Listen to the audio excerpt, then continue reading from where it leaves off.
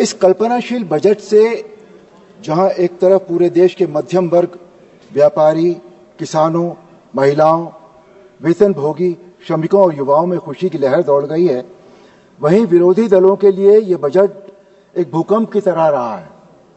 इस बार वो विरोध करने की जगह अपने आंसू पोंछते हुए सिर्फ यही कह पाए कि यह बजट दिल्ली के चुनाव को देखते हुए बनाया गया है। विपक्ष की बात करें तो अभी थोड़ी देर पहले हमारे तृणमूल के एक सांसद बहुत एक धमाकेदार स्पीच उन्होंने दी, फुल ऑफ ड्रामेटिक्स। उन्होंने रामायण की बात की कि ये बजट जो है वो एक सोने के हिरण जैसा है। रामायण से मेरा बहुत ज्यादा गहरा ताल्लुक रहा है, इसलिए कह पा रहा हूं कि ये बजट सोने का हिरण नहीं है। ये बजट वो तीर है जो उस सोने के हिरण को मारेगा जिसे हम अपने देश की समस्याएं कह सकते हैं या हम अपने देश की परेशानियां कह सकते हैं। ये उसे मारेगा। उन्होंने एक फिल्म की बात की, 3 इडियट्स की। मुझे नहीं समझ में आया वो क्या कहना चाह रहे थे उस समय, पर बहुत ही ज्यादा उनकी स्पीच फुल ऑफ ड्रामेटिक्स थी। मैं उनसे इतना कहना चाहता हूं कि ये जगह ड्रामेटिक्स के लिए नहीं है, ये सीरियस बिजनेस है। हम देश के विकास की बात करते हैं या देश की समस्याओं की बात करते हैं। So I think we must stick to that only.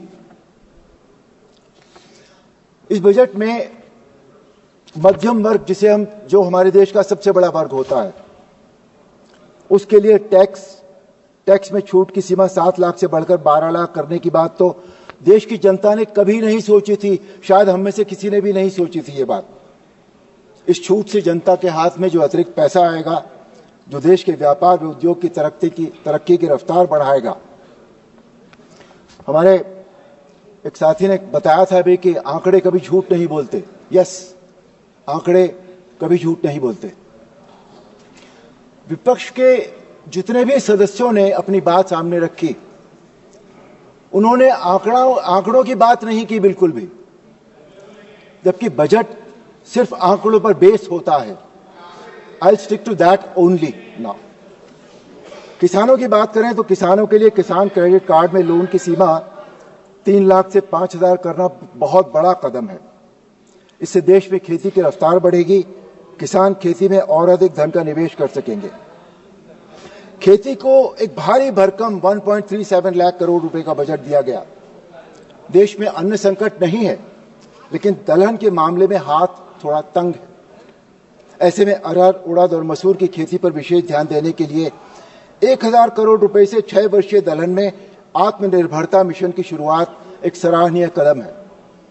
ग्रामीण विकास के लिए ग्रामीण विकास मंत्रालय को भी केंद्रीय बजट में 1.88 लाख करोड़ रुपए आवंटित किए गए।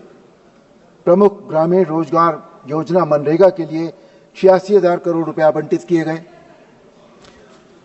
डिफेंस, भारत को मजबूत बनाने का सपना देखने वाले प्रधानमंत्री जी के मार्गदर्शन के अनुसार रक्षा बजट 6.81 लाख करोड़ करना हमको देश की सुरक्षा के लिए आश्वस्त करता है।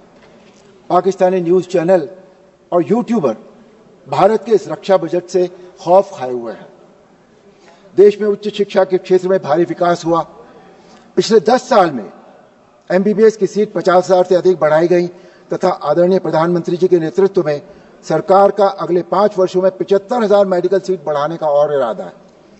सरकार ने पिछले 10 साल में आईआईटी में भी 70,000 नई सीटें जोड़ी हैं तथा आईआईटी में 6500 नई सीट बढ़ाने की घोषणा उच्च भारत को टेक्निकल फील्ड में एक बहुत बड़ा जंप देगी।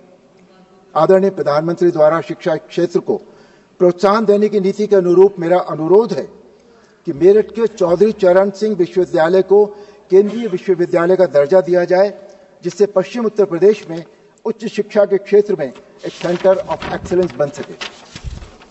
छात्रों के लिए सरकारी स्कूलों में 50,000 अटल टिंकरिंग लैब से इनोवेशन को प्रोत्साहन मिलेगा। दक्षता निर्माण के लिए 5 national centre for efficiency excellence बनाया जाना भी अत्यंत सराहनीय कदम है। रेल मंत्रालय को 2.55 लाख करोड़ रुपए का प्रावधान एक बहुत अच्छा कदम है। रेल मंत्री श्री अश्विनी वैष्णव को मेरठ से लखनऊ वंदे भारत ट्रेन देने और बनारस तक उसे विस्तार करने के लिए बहुत बहुत धन्यवाद। मेरठ से पानीपत रेल लाइन बिछाने के लिए 2200 करोड़ रुपए धन आवंटित करने के लिए भी बहुत बहुत धन्यवाद। मेरठ से बिजनौर के लिए भी रेलवे लाइन बिछाने की हमारी मांग को भी यदि वो स्वीकृत कर दें तो इस क्षेत्र के लिए एक बहुत अच्छा कदम होगा। आदरणीय प्रधानमंत्री जी ने उड़ान योजना का विस्तार करते हुए अगले 5 वर्ष में हवाई अड्डों की संख्या बढ़ाकर 250 करने के लिए कहा है। मेरठ में भीमराव अंबेडकर हवाई पट्टी को फुल एयरपोर्ट में अपग्रेड करने की मांग एक लंबे समय से चली आ रही है। मेरठ में हवाई अड्डे की स्थापना से पश्चिम उत्तर प्रदेश के व्यापार की गति तेज होगी। देश की आधी आबादी अर्थात महिलाओं के उत्थान के लिए सरकार ने पूरा ध्यान दिया है। 5 लाख महिलाओं और अनुसूचित जाति जनजाति श्रेणी के उद्यमियों को 5 साल की अवधि के लिए टर्म लोन मिलेगा। इसके अंतर्गत उद्यमी को 2 करोड़ रुपए तक का क्रमिक लोन दिया जाएगा। पहली बार कारोबार की दुनिया में कदम रखने वाली महिलाओं को अगले 5 सालों में सहायता देना एक बहुत अच्छा कदम है। ये बजट वास्तव में भारत को आर्थिक महाशक्ति बनाने की दिशा में एक निर्णायक कदम है। इस बजट में स्ट्रक्चरल इंप्रूवमेंट, स्ट्रैटेजिक इन्वेस्टमेंट तथा इकोनॉमिक डेवलपमेंट की समावेशी नीतियों पर जोर दिया गया। कृषि, एमएसएमई, निवेश और निर्यात पर ध्यान केंद्रित करके अर्थव्यवस्था को मजबूत बनाने का इरादा है। प्रस्तावित दूसरी परिसंपत्ति मुद्रीकरण योजना नई परियोजनाओं के लिए 10 लाख करोड़ रुपए के मूल्य को अनलॉक करेगी, जिससे बुनियादी ढांचे के विकास को गति मिलेगी। स्टार्टअप के लिए फंड ऑफ फंड्स का विस्तार, खिलौना क्षेत्र के लिए फोकस उत्पाद योजना छोटे व्यवसाय को बढ़ावा देने के लिए सरकार की प्रतिबद्धता को दर्शाती है।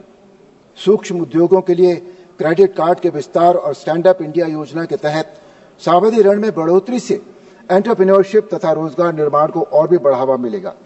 मैं वर्ष 2047 तक भारत को विकसित संपन्न देश बनाने की दिशा में माननीय वित्त मंत्री जी द्वारा प्रस्तुत बजट का समर्थन करता हूं।